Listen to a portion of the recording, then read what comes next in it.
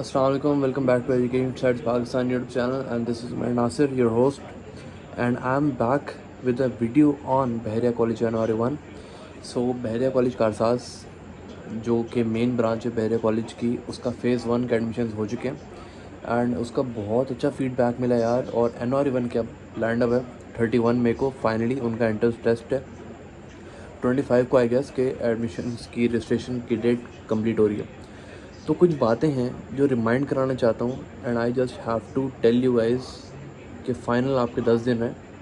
तो इसमें आपने क्या करना है.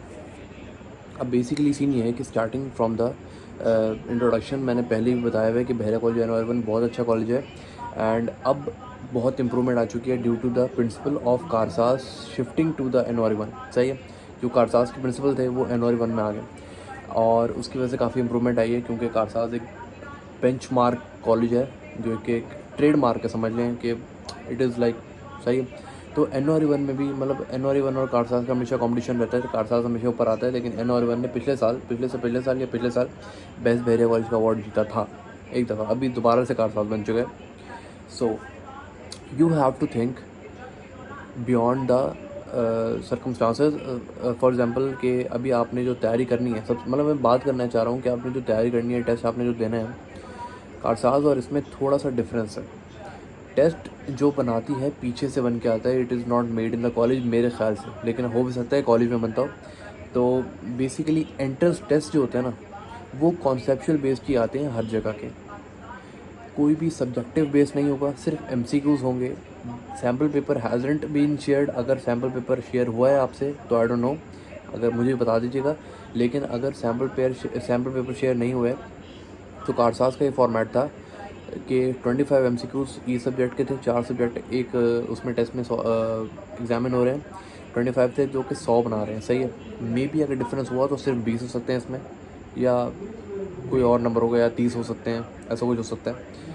तो ये सीन है. सही है, दूसरी चीज़ आप लोगों ने क्या करनी है कि आपने तैयारी करनी है 9 और 10 की क्लास की बुक से. अभी आपने 9-10 पढ़ा है, अभी 9-10 पढ़ के आए हो ना, अभी आपने 9-10 पढ़ा है, 9-10 की मैट्रिक के पेपर आपने सॉल्व किए हैं, उन्हीं में से आएगा जो आपकी बुक है. अच्छा, ये बड़ा एक क्वेश्चन है कि सर सिंध बोर्ड से आएगा या फेडरल बोर्ड से आएगा. जिस बोर्ड से आपने पढ़ा है और जिस बोर्ड में आप अप्लाई कर रहे हो तकरीबन सेम होगा वो. सही है, क्योंकि सिंध बोर्ड का फेडरल बोर्ड में जाना थोड़ा रेयर होता है, मतलब बहुत कम बच्चे जाते हैं बहुत, लेकिन लिमिटेड बच्चे जाते हैं. सिंध बोर्ड से सिंध बोर्ड में जाएंगे, फेडरल से फेडरल में जाएंगे मोस्टली.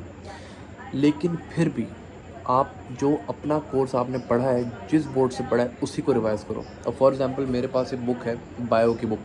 आपने उसको चैप्टर वाइज 15 चैप्टर हैं, 16 चैप्टर हैं, पता नहीं 18 चैप्टर हैं, जितने भी चैप्टर मुझे भी याद नहीं है, आपने उनको रिवाइज़ करना है. आपने ऊपर ऊपर से मोटी मोटी रीडिंग करनी है. मैं ये नहीं कह रहा कि आप एक एक लाइन पढ़ो, क्योंकि MCQs आएंगे कॉन्सेप्चुअल. तो आपने 9-10 मैट्रिक में जो पढ़ा होगा, जो आपका नॉलेज लेवल होगा, वही टेस्ट होगा.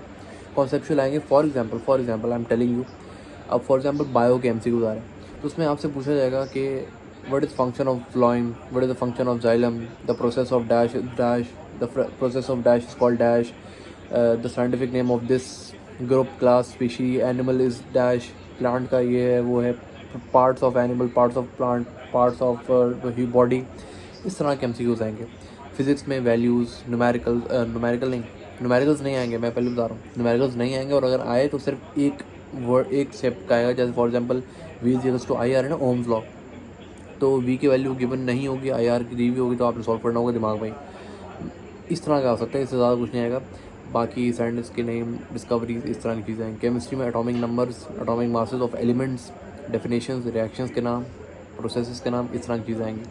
और एक प्रो टिप दूंगा, जब आप अपनी रीडिंग से फारिग हो जाओ ना, जब आप अपनी 9-10 के बुक्स को पढ़ लो, अपने नोट्स को पढ़ लो, उसके बाद आपने गूगल पे जाना है, गूगल पे लिखना है 9-10 क्लास MCQs और अपना बोर्ड का नाम लिख देना. आपको बहुत सारी लिंक्स मिलेंगी. सही है, आपने अपने लिंक्स में से किसी भी लिंक में जाना है, पहले 5 मिनट आपने लगाना है सर्चिंग में, कौन सी लिंक में वो MCQs हैं, वो क्विज़ेज़ हैं जो आपने पढ़े हुए हैं, आपके कोर्स के रिलेटेड है.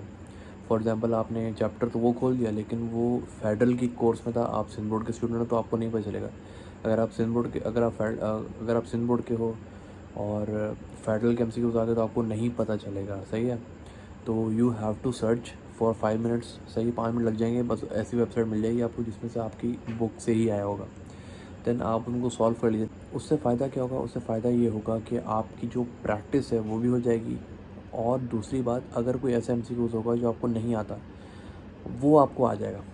सही है, तो wishing you all the best. आज की वीडियो के लिए इतना ही।